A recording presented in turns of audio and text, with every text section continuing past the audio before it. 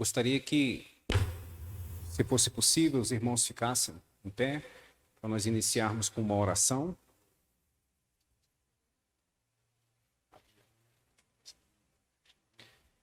Senhor Deus Todo-Poderoso, nós estamos na presença do Senhor, meu Pai, nessa tarde, para aprendermos mais de Ti. Ó Espírito Santo, e que essa aula não seja, Senhor, para falarmos daquilo ou para aprendermos daquilo que não é da vontade do Senhor, mas que essa aula venha nos ensinar, que o Teu Espírito venha nos direcionar para aprendermos o que deve ser feito quando nos reunimos na Tua casa, no culto público ao Senhor. É o que pedimos ao Senhor nessa tarde, em nome do Pai, do Filho e do Espírito Santo. Amém. Amém, irmãos? Vamos nos assentar, então? Bom, essa é a aula de número 4, né? E nós vamos iniciar falando, comentando, fazendo um breve comentário do que foi lecionado até aqui. Até aqui, na primeira aula foi tratado de... A pergunta que foi feita na primeira aula foi quem se reúne. E quem se reúne é a igreja do Senhor, né? A igreja do Senhor não é, nós vamos nos lembrar, não é cada um de nós, mas cada um de nós somos membros e membros que formam a igreja do Senhor. Na aula de número 2 nós tivemos, devemos nos reunir, né? E a pergunta foi essa, e por resposta nós tivemos que sim, porque Deus é quem ordena que façamos isso. Na de número 3, foi perguntado por que Deus nos reúne. Nós tivemos por resposta para a sua glória e exaltação. Hoje, na aula de número 4, nós vamos falar o que devemos fazer quando nos reunimos. E em breves linhas, nós vamos ter por resposta adorar comunitariamente como o próprio Deus instrui.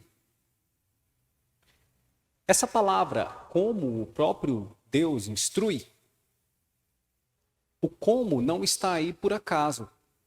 O como traz também a ideia de uma forma, a forma que Deus quer ser adorado.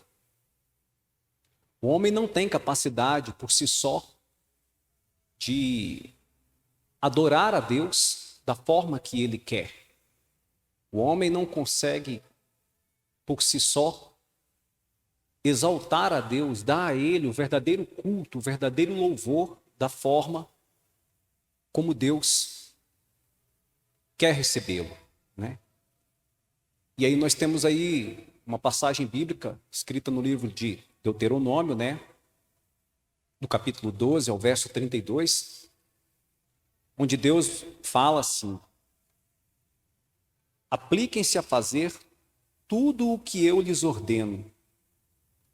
Não lhes acrescentem nem lhes tirem coisa alguma. Esse ponto é muito importante. Parece que o versículo traz, nesse ponto aí, uma questão de cautela. E mais ainda, o versículo traz detalhe, né? Ele tem por pano de fundo detalhe. Quando Deus fala, não lhes acrescentem nem lhes tirem coisa alguma, nós devemos partir do pressuposto de que Deus foi plenamente claro, Deus sempre é claro com o que Ele quer e como Ele quer que sejam feitas as coisas para Ele. E aí, esse versículo traz essa ideia, né? Olha, eu não quero que você faça nem mais e nem menos do que eu estou ordenando. Qualquer coisa que Deus manda para que a igreja dele faça, para que o filho dele faça, o povo dele faça, isso deve ser observado, mas com uma riqueza de detalhes. Você deve estar atento.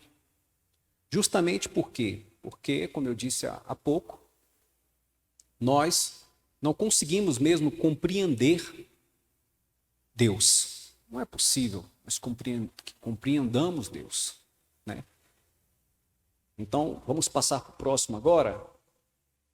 E eu vou iniciar essa aula de hoje justamente pelo fim. Aquele filme que você começa a assistir e a última cena você parece que você não entende o filme, porque o filme tinha um título e de repente você começa a ver por uma cena que não tem nada a ver com aquele título. Às vezes o autor do filme ou o próprio diretor daquele filme direciona daquela forma.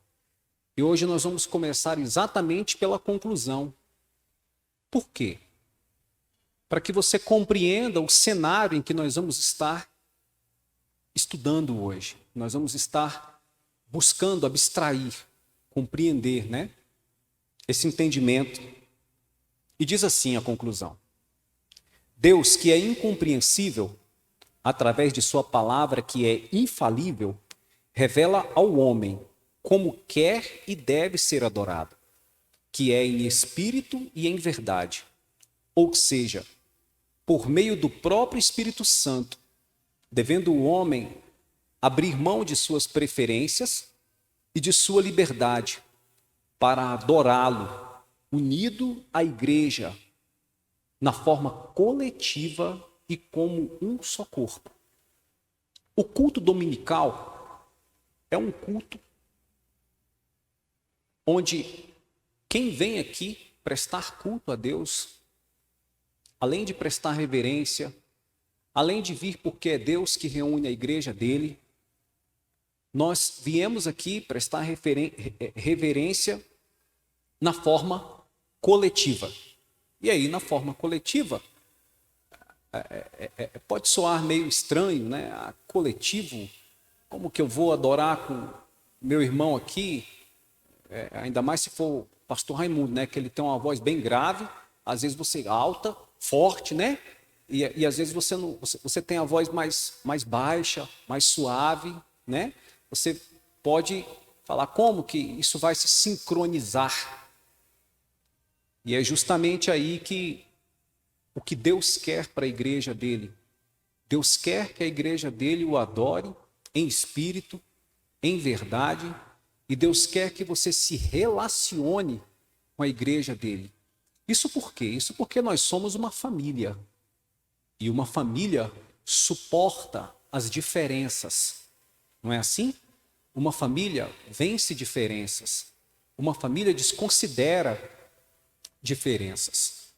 Então, o culto público, ele tem também esse ideal, esse objetivo de nós além de adorar a Deus, exaltar a Deus, nos conhecermos, que nem já foi falado em aulas passadas, conhecermos quem é a igreja, termos uma identidade e também nos relacionarmos um com o outro.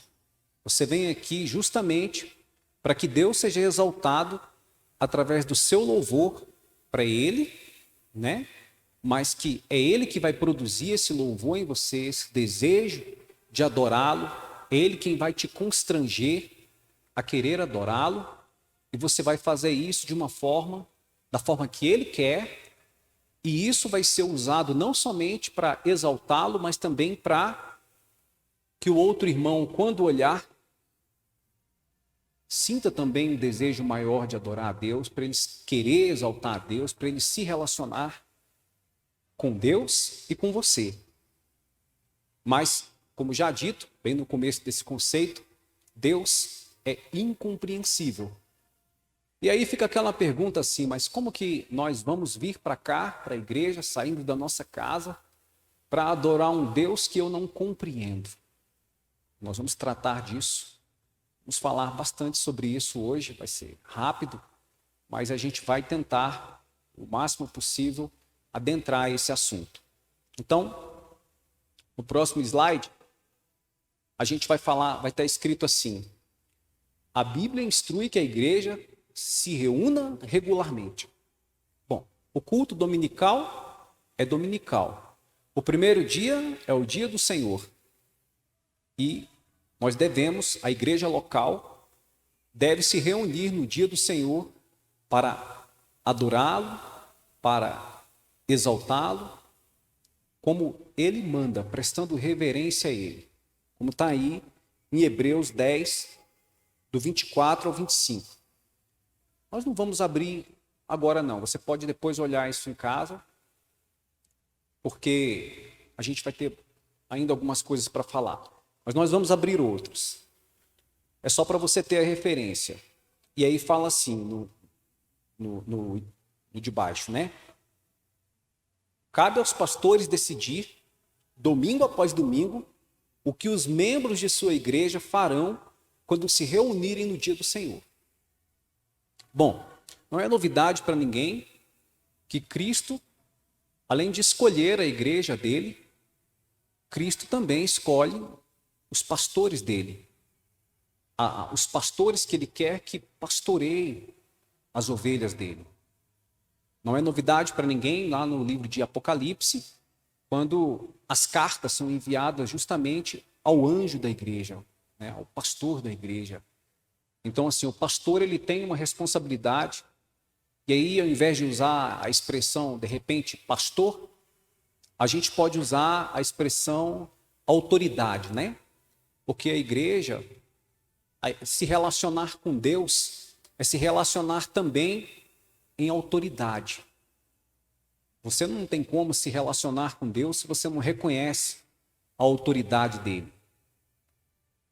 Então Deus, na igreja, ele faz a obra dele através do pastor. E é ele vai aí no domingo, ele vai direcionar o pastor, o Espírito Santo direciona o pastor, para o pastor, quando subir aqui para falar do culto, ele dizer exatamente, ele ordenar, ele coordenar, ele dirigir a igreja no sentido de adorar a Deus. Então o pastor tem essa responsabilidade, né? Obviamente, nós estamos usando o nome pastor, mas pode ser, há igrejas que não se utilizam desse nome, de repente se utilizam do nome presbítero, ou um outro nome, o bispo, mas enfim, o que se deve ter em mente é esse conceito. No ponto de baixo a gente vai falar assim: Deus que estabelece por meio de sua palavra o que a igreja local deve fazer quando se reúne. Mesmo Deus escolhendo, elegendo o pastor, a autoridade, para poder direcionar a igreja em como ela deve adorar, obviamente que esse pastor ele deve se sujeitar à palavra de Deus. E você, irmão, nós devemos estar atentos a isso, né? Porque às vezes há igrejas aí, há instituições, há ensinos, né? Não vou nem usar o nome instituições ou igreja, mas vamos usar um nome mais genérico, né? Há ensinos que são ensinados aí que não tem conexão nenhuma com o verdadeiro culto que deve ser prestado a Deus, né? Que quando as pessoas se reúnem e você eventualmente chega ali naquela igreja, você percebe que aquele culto ele está parecido com culto de outras religiões que nada tem a ver com Deus, né? Acontecendo absurdos, né? Então, lamentavelmente, a Bíblia fala mesmo dos pastores e dos lobos, né? E nós temos esse problema, mas isso é um problema que Deus já previu que aconteceria, né? Então, é na própria palavra de Deus que estão todos os elementos do culto. Talvez você não consiga perceber esses elementos assim numa primeira olhada, numa primeira lida da Bíblia, mas é para isso que nós devemos, então, buscar com quem sabe, buscar conhecimento, buscar aí os teólogos, quando você não consegue ver por si só, para você chegar à conclusão, né? E aí a igreja vai criando uma cultura, né, sobre como que vem acontecendo esse culto, como que acontece o culto religioso, o culto cristão, né? Mas aí vem a pergunta, né? O que devemos fazer quando nos reunimos? Eu já dei o conceito, como nós chegamos àquele conceito lá, né? Né? Não se deve usar nada na igreja que não tenha respaldo na palavra de Deus, ou que de resto seja indiferente. Isso aí foi o reformador John Hope, né? Hooper, né? Que escreveu isso aí em 1550, para justamente tratando da matéria do culto, na liturgia do culto. E depois, no número 2, vai falar assim: Deus reúne sua igreja, opera no meio dela, assim a adoração do homem deve ser gerada pela própria iniciativa graciosa de Deus. Ele é o ator principal. Ao se falar que Deus é o ator principal, você pode observar que é Ele quem faz todo o trabalho. Tem até canções que falam sobre isso e muita gente não percebe, né? Tem uma música que é cantada aí já de muitos anos aí, que quem canta ela, se não me engano, quem gravou a primeira vez foi o Milad, né? Que é não tenha sobre ti um só cuidado, qualquer que seja, pois somente um seria muito para ti. É meu, somente meu, todo o trabalho. O culto é um trabalho. Quando você vem ao culto, você vem trabalhar. É bom que isso fique bem claro. É uma ordem direta de Deus para você vir prestar reverência, para você... E você trabalha. Pode não parecer, né? Porque muita gente não trata... Foi falado aqui há uma aula atrás, foi falado aqui daquela questão de que alguns irmãos tratam o culto como uma questão de consumo. E você não vem aqui para isso. Você vem aqui para trabalhar, né? Então, é o próprio Deus quem escolhe o povo dele, elege o povo dele, convence o povo dele, atrai. É ele quem direciona o pastor, é ele quem direciona o ministro na hora do louvor. Então, tudo que é feito para adorar a Deus só é verdadeiro, e aí agora a gente vai ter que abrir aspas, né? Só é verdadeiramente dado a Ele se foi feito e produzido por Ele mesmo, tendo Ele como alvo. Isto por quê? Por quê? Como assim, né? Vamos abstrair só um pouquinho. Eu prometo que eu não vou e puxar muito, mas vamos abstrair um pouquinho. E aí, para a gente abstrair, como seres humanos que somos, a gente vai um pouco na história, né? Houve um jurista chamado Marco Túlio Cícero, e ele dizia assim que a verdadeira lei é a imutável, mas que por misericórdia nós chamamos essas leis que existem aí no mundo natural de leis. Quer dizer, essas leis não são leis, porque a verdadeira lei é a imutável. E Deus é imutável. Seus decretos são imutáveis. Em razão disso, a gente vai lembrar do seguinte, eu falei há pouco aqui. Deus é quem vai fazer todo o trabalho, Deus é quem vai... Tudo que você pensar que tem que ser produzido no culto tem que ter a direção de Deus. Tem que ser inspirado por Deus. Porque se for inspirado pelo homem, se o homem procurar inovar, se o homem procurar dar jeitinhos, Deus não recebe esse louvor, essa adoração. Como já dito no começo, o homem não consegue, por si só, agradar aquilo que ele incompreende. Aquilo que é incompreensível a nós, nós jamais conseguiremos agradar. Nós poderíamos pensar na hipotética da sorte, mas aqui não cabe sorte. Sorte direta, querendo agradar a Deus, isso aqui não vai colar. Desculpa a expressão chula de colar, mas isso não vai dar certo. Vamos para o outro ponto então. Deus reúne sua igreja, opera no meio dela, assim, a adoração do homem deve ser gerada pela própria iniciativa graciosa de Deus, e ele é o ator principal. Eu sei que eu já li. Agora, olha o que diz lá em Filipenses 2,13. Diz assim: porque Deus é quem efetua em vós tanto querer como realizar, segundo a sua boa vontade. Você já vai se lembrar, nós vamos nos lembrar de termos ouvido falar de pessoas boas, que fazem coisas boas, né? Mas o homem não é bom. Mesmo aquela criança que nasce, ou que acabou de nascer, que a nossos olhos não tem pecado nenhum, que é puro, nós falamos isso constantemente, mas mesmo ele é mau e não é digno de salvação. Se não for por Cristo, não é.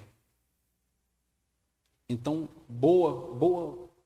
como nós não temos nada de bom, e vamos conseguir fazer o que é bom, né? Não vamos conseguir fazer o que é bom. Seria uma resposta diametralmente oposta, uma resposta que não tem, que vai, mas que não volta.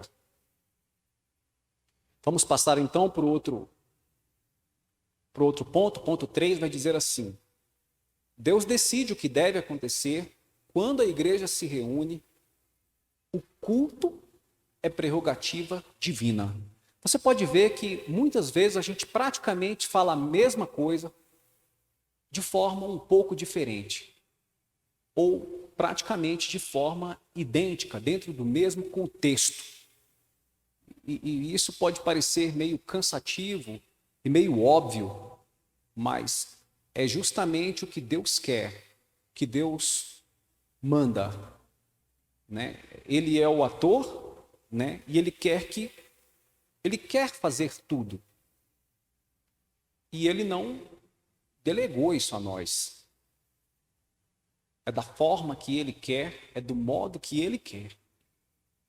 Vamos para o ponto 4. Vai falar assim: ao se falar em adoração comunitária, adota-se o chamado princípio regulador. Que princípio é esse? Quem adota esse princípio?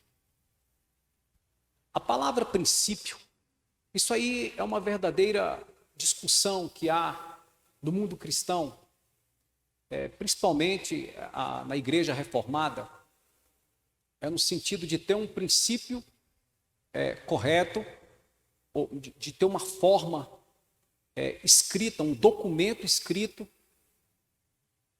que não, para adorar a Deus. E aí eles criaram uma ideia de um princípio regulador. Princípio, a gente vai falar, princípio, na palavra mais, no seu sentido mais original, é justamente a origem de alguma coisa. E você vai ver que, embora exista esse pensamento, ele não fecha lá na frente.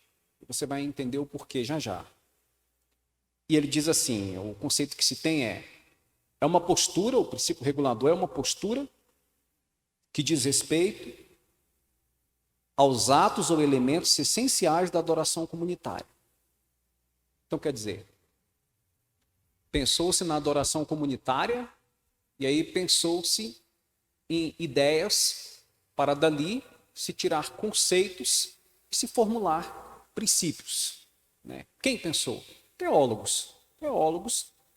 Teólogos ajudam e também às vezes atrapalham. Tem que tomar cuidado, mas vamos lá. Dentro de princípios reguladores, nós temos o quê? Deus quer receber a adoração de maneira certa. Até aí tudo bem. E aí vem o exemplo do bezerro de ouro, né? Não sei se você vai se lembrar do caso do bezerro de ouro. Arão. Moisés tinha subido no monte para falar com Deus, para adorar a Deus. E o povo de Israel ficou embaixo. E Moisés demorou.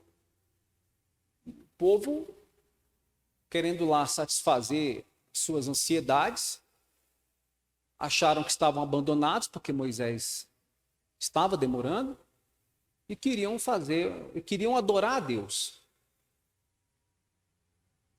Eles queriam adorar a Deus e aí pegaram seus objetos pessoais de ouro e fizeram um bezerro.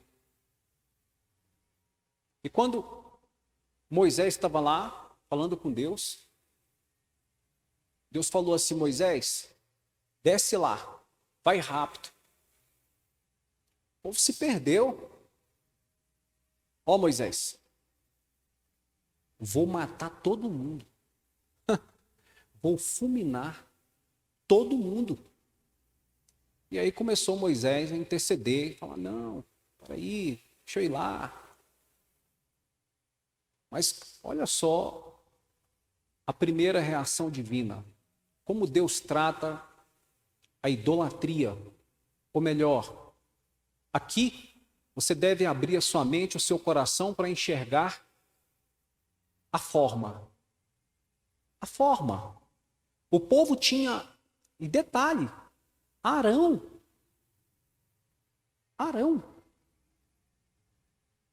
fez o bezerro, ajudou lá na construção do bezerro. Arão, que há poucos dias atrás, um tempo atrás, numa guerra lá contra os amalequitas, via que quando Moisés estava com os braços levantados lá, o povo de Deus vencia. E que quando Moisés abaixava o braço, o povo de Deus perdia. Arão viu o próprio poder de Deus.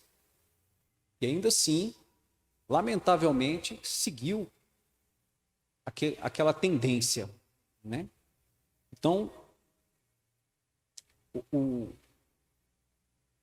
você tem que se atentar aí à forma. Então, expressões como o que vale é meu coração aqui não se encaixam. Expressões como Deus sabe tudo também não se encaixa. Expressões como eu estava bem intencionado também não vão se encaixar, porque Deus havia estabelecido uma forma. E perceba, as pessoas estavam bem intencionadas. Elas queriam adorar a Deus, mas elas queriam dar a adoração a Deus, mas por meio do bezerro.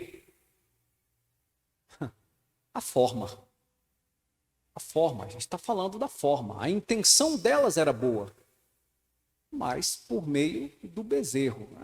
Não dá. E Deus quis fulminar todo mundo. Então, cuidado com a forma.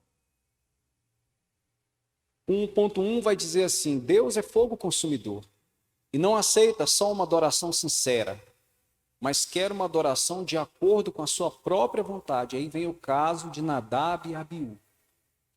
Nadab e Abiú, que não tinham autorização para oferecer holocausto a Deus, foi apresentar, Deus viu aquilo como fogo estranho, mandou fogo e fulminou.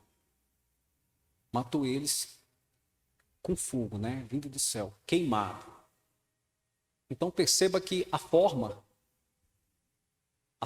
de novo aí, né? Não vale só você vir à igreja adorar sinceramente. Você tem que respeitar o que Deus quer e como Ele quer e da forma que Ele quer. Muita gente fala, sabe, ouve aquelas pregações meio estridentes, né? Falando, é do jeito que Ele quer, da forma que Ele quer. Mas na hora de obedecer é difícil, ainda mais na hora do culto. E a gente acaba aceitando, a gente se leva pela emoção e acaba aceitando certas coisas que não devemos aceitar. Mas vamos lá. Dentro ainda desses princípios, a gente vai ter que Deus é espírito, quer ser adorado em espírito e em verdade. Isso aí todo mundo sabe, né? Mas não é o seu espírito de homem, não. O espírito de um homem nosso não é capaz, como nós já falamos, de produzir o verdadeiro louvor a Deus. O espírito aí é o Espírito Santo. É pelo Espírito Santo. E aí vem falar o que o Merker fala aí, o autor do livro, né? Devemos adorar a Deus em espírito e por meio do próprio Espírito Santo. Ou seja, há uma maneira correta e uma maneira errada de adorar. Isso porque são aí dois tipos de adorações, né? Naturalmente, vai ter um que é o correto e um que é o incorreto.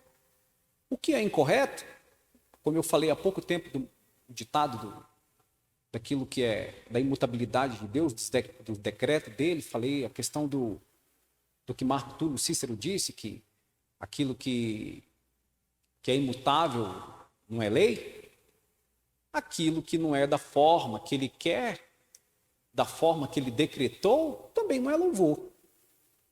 Não é louvor. E aí embaixo a gente vai falar que o culto não consiste num grupo de cristãos que calham de estar próximos um do outro, oferecendo sua adoração pessoal. Então também não vai adiantar nós virmos ao culto e prestarmos o culto a Deus da mesma forma que nós prestamos quando estamos em casa. Não é essa a ideia. A ideia de coletividade, naturalmente, que é uma ideia bem complexa. É uma questão complexa que nós devemos resolver. A igreja deve resolver isso. A liturgia da igreja deve mudar, as autoridades da igreja devem ir mudando, devem ir ajustando, e daqui a pouco eu vou falar sobre questões complexas para que isso ocorra. O pastor tem o trabalho de conduzir os irmãos da forma mais próxima do que a Bíblia manda, ou da forma que a Bíblia realmente manda. Eu falo mais próxima porque, às vezes, ele não percebe algumas coisas que ele vai percebendo com o tempo. Às vezes, o pastor, a depender da vivência dele espiritual, ele leva um tempo mais para perceber algumas coisas, mas que quando Deus mostra aquilo ali para ele passa a ter essa responsabilidade. Não é assim? Quando você conhece mais, a sua responsabilidade não aumenta? Então, no culto também é assim. Para o pastor que vai direcionar a igreja dele e conduzir ao culto também é assim. No ponto 3, a gente vai falar assim: não precisamos sair da palavra de Deus para saber como adorá-lo. E aí vem Timóteo, né? 2 Timóteo 3, do 16 ao 17. Toda a escritura é divinamente inspirada e proveitosa para ensinar, para repreender, para corrigir, para instruir em justiça, a fim de que o homem de Deus tenha capacidade e pleno preparo para realizar toda boa obra. Há pouco tempo a gente falou sobre boa vontade, e agora aqui nós estamos falando sobre boa obra. O homem também não tem capacidade de produzir boas obras. Só Deus pode produzir boas obras. A boa obra é a vontade de Deus. Ainda que a boa obra, a vontade de Deus, às vezes nos parece ruim, nos parece dolorosa, não parece que é justo, como aconteceu com o próprio Cristo, né? Ser crucificado lá no Getsêmani, ele orando, ele falou: Pai, se for possível, afasta de mim esse cálice, mas que seja feita a tua vontade.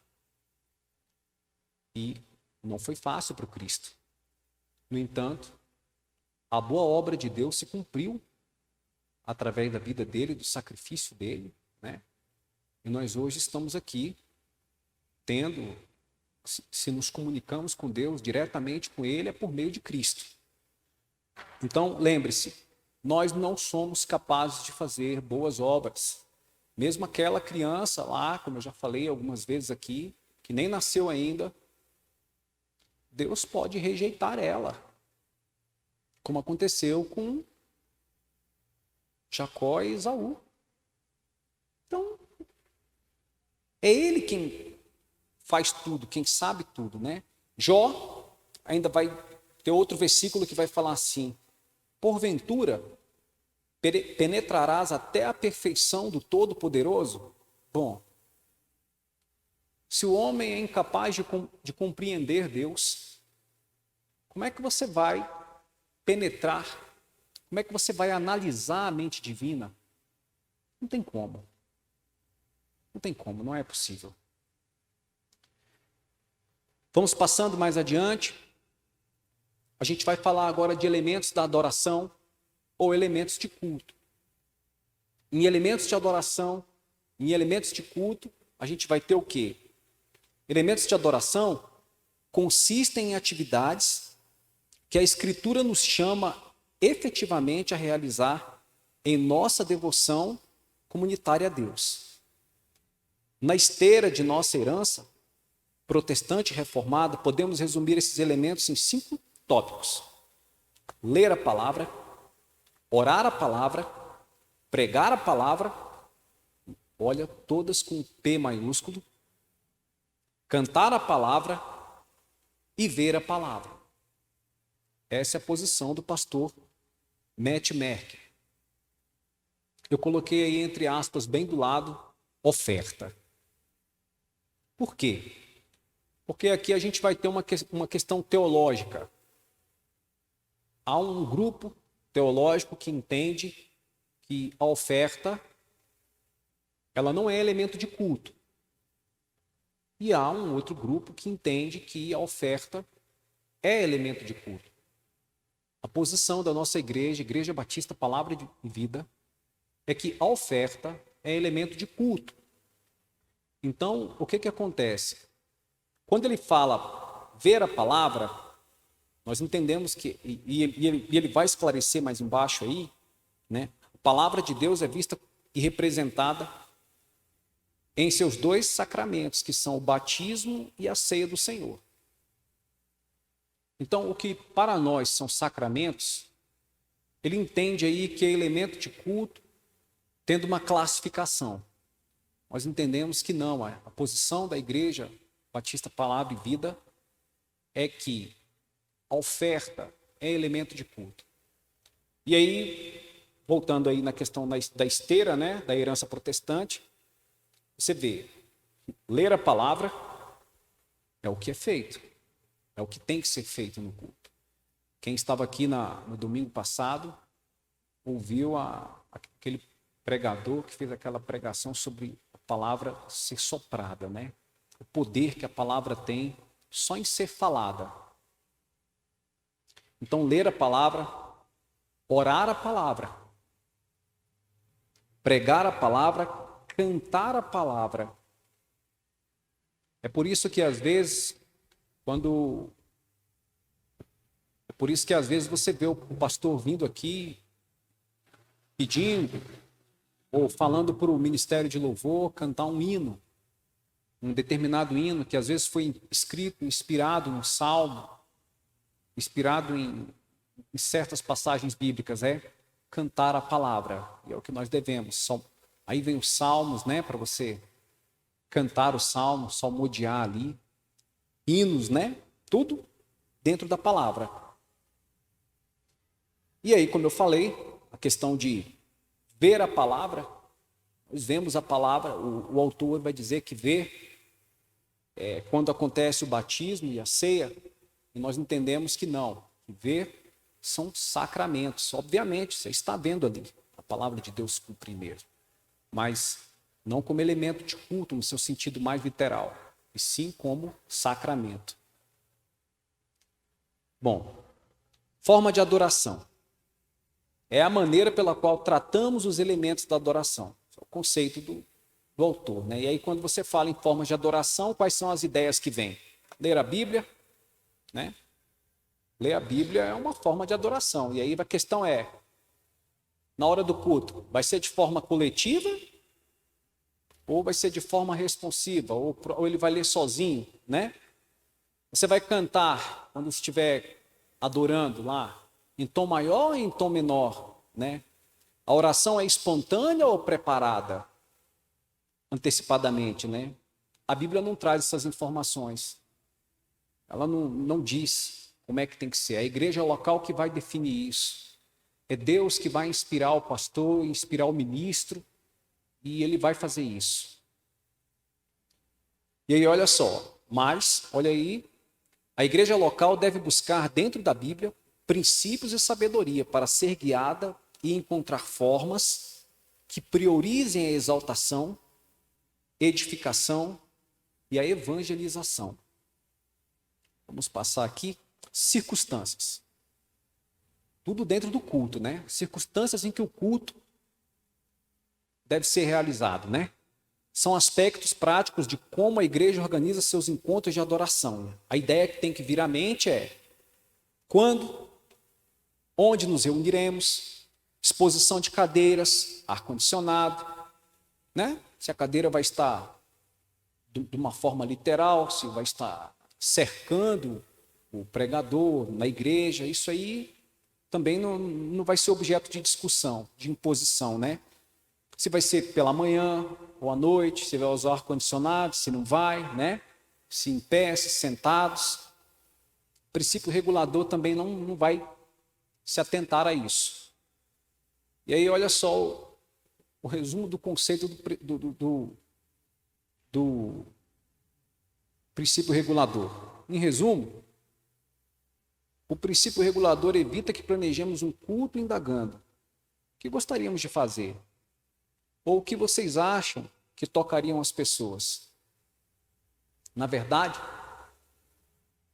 o princípio regulador, quando o culto vai ser realizado, não são esses pensamentos que têm que vir. Mas o pensamento que tem que vir é: o que será que Deus quer que façamos para adorá-lo? Esse é o pensamento.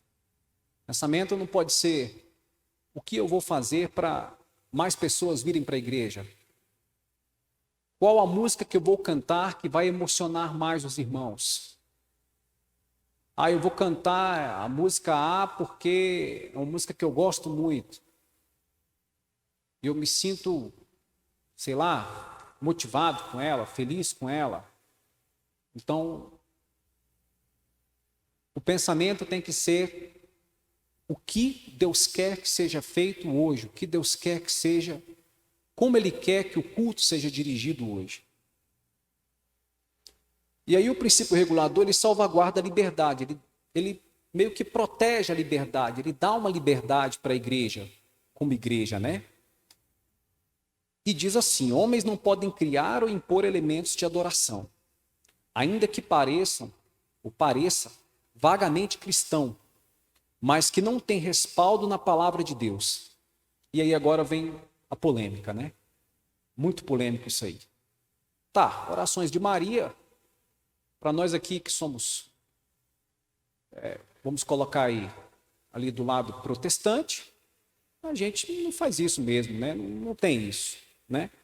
O símbolo da cruz, né? Você faz o símbolozinho lá, que tem também lá na Igreja Católica, a gente também, isso para a gente não é problema nenhum. Até aí tranquilo, né? Agora, a dança interpretativa já é mais, né? Vai mexer com o que não deve, né? Porque é muito bonito ver na hora do culto, enquanto o irmão está ali cantando, batendo palma, adorando, é muito bonito ver as dançarinas, né? Ou dançarinos dançando ali, fazendo ali. É bonito, eu acho bonito. Mas não sei se você já prestou atenção, isso acabou aqui. Isso não é elemento de culto. E não vai voltar. Por não ser elemento de culto dominical. Não é que não possa acontecer. no outro culto, no culto eventual, no culto de Dia das Mães, mas não no culto público dominical. Isso que deve ficar claro para você não achar que está desmerecendo quem faz esse trabalho, não é isso. Peça teatral, outro, mas não está adorando a Deus por meio do teatro ou por meio do... Mas não é elemento de culto. Elemento de culto é pregar a palavra, é orar, é oferta, é cantar a palavra, como você viu. Então, e aí a gente tem mais um aqui. Clipe ou vídeo recente. Na hora do culto, aí, culto dominical, você vem aqui e joga um clipe para todo mundo ver e achar bonito.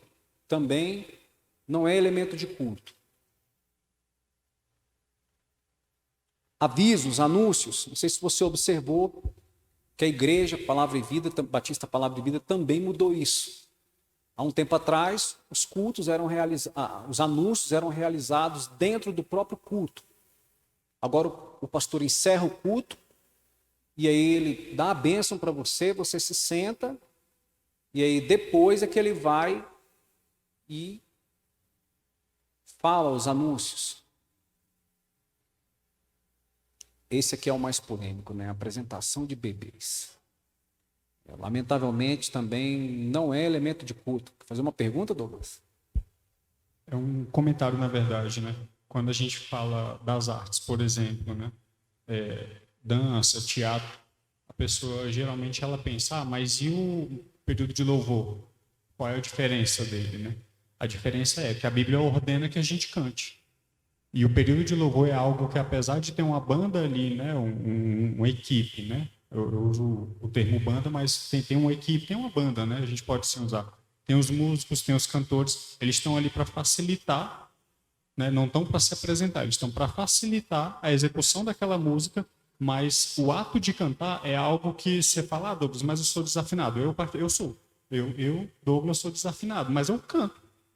Agora, dançar não é um elemento de culto, por quê? Do culto público, por quê? Porque a igreja não participa daquele ato, né? Então, a gente, claro, né, uma pessoa que dança, a minha esposa dança, por exemplo, ela pode sim adorar a Deus através da dança. A gente vê histórias na Bíblia de pessoas que adoraram a Deus dançando, mas não era o culto público, não era algo que era a reunião da igreja que todo mundo participava junto. É por isso que no culto público, né, como está chamando, o culto dominical, né, mas a gente pode falar também do culto de quinta-feira que a gente tem, não tem mais apresentação de dança, de teatro. Teve, por exemplo, o dia que os jovens apresentaram a peça, né? Teve um evento separado disso e foi uma bênção. Eles trouxeram uma ministração da palavra através daquela peça, mas aquilo ali a gente já não caracteriza especificamente dentro dessa análise, né, como um culto. Ali foi um evento onde, claro, a gente também adorou a Deus, a gente glorificou a Deus e a palavra de Deus foi ministrada, mas aquilo ali foi num evento à parte. Exatamente. Eu mesmo eu acho muito bonito a dança, principalmente. Eu vou admitir que eu sou fã do teatro também, do louvor nem se fala, né? Mas o louvor não é o ponto aqui. O louvor, como ele está falando, a ideia é fazer com que os irmãos coletivamente adorem, né? E aí você vai dentro de uma abstração, né? A arte, dentro de uma abstração aí, ela é para entreter, é um entretenimento para o homem. A música, a dança, outra coisa. Se aconteceu alguma vez na Bíblia o caso de Davi, é um fato isolado, não é um elemento de culto. A arte, se a gente for contar a história do teatro, por exemplo, como era o teatro na Grécia, em Roma, vocês vão ver que não tem nada a ver. Mas, em suma, é isso aí. Então não cabe isso. Apresentação de bebês também não. Obviamente, a igreja ainda apresenta, e a igreja está buscando encontrar a forma mais correta para que isso não fique dentro daquilo que é o culto. para isso ser realizado à parte do culto. Ela não pode estar dentro daquilo que chamamos de culto, dentro desses 5 elementos do culto. Não pode, não é elemento de culto. Pode parecer, poxa, mas a criancinha, né? Mas não é elemento de culto. Bom, e o princípio regulador ainda orienta a igreja a amar, né? E aí nós temos lá conhecido versículo, né? Tudo me é lícito, mas nem tudo convém. Tudo me é permitido, mas eu não deixarei que nada me domine. O que é isso? Né? Tem um comentário aí embaixo sobre ele. Devemos tomar cuidado de, na adoração comunitária, não trazermos ou praticarmos atos que venham escandalizar ou aos que ainda tomam leite. Paulo falava disso, né? Dos crentes que ainda tomam leite, aqueles crentes novos que não estão preparados para receberem determinados alimentos e que veem, às vezes, o crente já mais robusto, né? Já mais bem alimentado, já mais maduro na fé, praticando certos atos e eles se escandalizam. Esse versículo de Coríntios 1 Coríntios 6,12, ele vai falar justamente de quando os crentes, né, ficavam se vangloriando por comerem as carnes que eram oferecidas aos ídolos lá. Comia lá e não acontece nada, porque eu sou de Deus, né? E aí tinha crentes novos na fé ali que se escandalizavam com isso. Aí Paulo veio e falou para eles: olha, você pode fazer, você tem uma licitude aí, a sua vida com Deus, mas você não é tudo que te convém fazer. Então, o amor da igreja, o amor que a igreja sente, o amor ele deve ser comunitário. Se o que eu faço vai atrapalhar o meu irmão na fé aqui, eu tenho que resolver esse problema. Não com o meu irmão, eu mesmo tenho que resolver esse problema. E aí Paulo ainda falou sobre isso à época, né? Se o teu olho te faz pecar, né? Tire ele fora. Então, nós devemos estar atentos a isso aí. A igreja é escolhida por Deus. Deus te traz aqui para adorá-lo comunitariamente. E aí a gente vai lembrar, antes de encerrar essa aula aqui, da questão da liturgia. Toda igreja tem uma liturgia, né? Algumas não têm, parece que não tem, é uma verdadeira bagunça. Mas a igreja que você está, se você parar para pensar, ela tem uma liturgia. Logo que você chega, essa liturgia, ela meio que segue um padrão. É claro que, como há uma liberdade para nós decidirmos sobre isso, às vezes pode ser diferente de uma igreja batista para outra, ou de uma igreja batista para uma igreja presbiteriana. Pode ser diferente, mas tem que ter uma liturgia. E aqui nós temos uma liturgia. Se você observar, todas as vezes que o culto vai começar, a primeira coisa que você ouve é a palavra. Vem alguém aqui, lê um salmo para você, né? O pastor, um outro irmão que é designado para isso. Aí depois disso você tem adoração. Aí depois disso você tem oração de novo. A igreja é apresentada a Deus. A oração é na forma coletiva, não é no eu, mas é no nós. Nós estamos aqui. Você pode prestar atenção quando o pastor Raimundo vai orar. Eu vejo ele muitas vezes orando. Eu apresento a tua igreja está diante de ti. É num contexto coletivo. Nós devemos pensar a igreja, todos nós devemos pensar, porque nós fazemos parte de um mesmo corpo. Nós devemos pensar a igreja de uma forma coletiva e aí fazer tudo no culto dominical de uma forma coletiva. Se o que é feito na igreja não é feito de uma forma coletiva, você abre seu olho que essa forma de culto pode não estar correta. Aí você tem que lembrar daqueles 5 pontos, daquelas 5 referências de elementos de culto. Então, vamos aí para o último. Ele vai dizer assim: tudo deve ser feito com decência e ordem. E aí, Coríntios 14:10. Deus é organizado. Não precisa falar isso para você. Em que pese eu e você não entendermos essa organização, justamente porque ele é, para nós homens, incompreensível, ele tem a sua organização. A questão é que a organização dele está além da minha compreensão. Então, se ela está além da minha compreensão, é natural eu não entender, mas é necessário que você compreenda que existe uma organização. Então, a aula hoje era sobre isso. Se alguém tiver alguma pergunta, eu acho que ainda dá tempo ainda responder uma outra pergunta. Alguém tem alguma pergunta? Se não? Não? Bom, então, vamos encerrar com uma oração? Vamos ficar em pé, por favor? Eu esperei você ficar em pé para a gente ler de novo o conceito. A conclusão, vamos lá. Agora vai fazer mais sentido para você, a conclusão. A gente começou pela conclusão, nós fizemos a aula toda dentro do que a conclusão limitava, para agora a gente abstrair melhor a conclusão.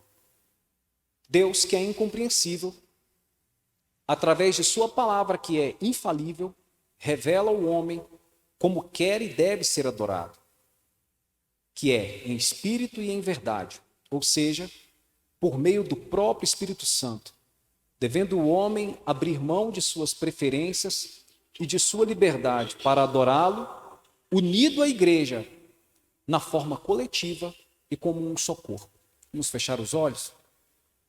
Ó Senhor, muito obrigado por essa aula de hoje, que nós possamos fazer, Senhor, como aqui nós aprendemos, que nós possamos adorar o Senhor em comunidade, que nós possamos compreender a vontade do Senhor, que nós possamos adorar o Senhor coletivamente, do jeito que o Senhor quer, da maneira que o Senhor quer. Ó Deus, que o Senhor possa orientar, que o Senhor possa a cada dia mais e mais instruir o nosso pastor, Senhor, para que ele nos conduza a cada vez mais adorar ao Senhor da maneira mais correta. É o que te pedimos hoje, nessa noite, em nome do Pai, do Filho e do Espírito Santo. Amém.